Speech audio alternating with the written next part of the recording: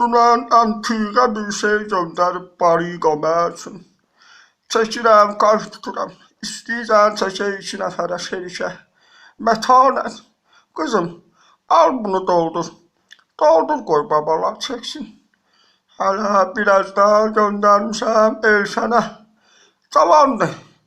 Qoy o da kayfını tutsun. Bütün günü dərs oxuyur. İnşdə hazırlaşır. Qoy biraz dincəlsin. Oy bula, sağ ol Aykin. Bu ne bomba şeydi ala. Alay bula bacım partlayır, süküm ders yesin ağzını. Oy bula, kayf. Nikuya sıvı bu neydi ala? Oy bula.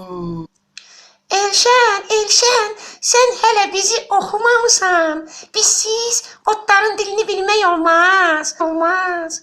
Mənsiz daşların dilini bilmək olmaz. Mənsiz heyvanların dilini bilmək olmaz.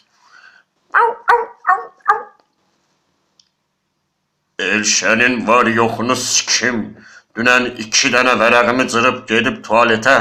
Dedi siktirin buradan qəhbə yığını qəhbə, peysərlər.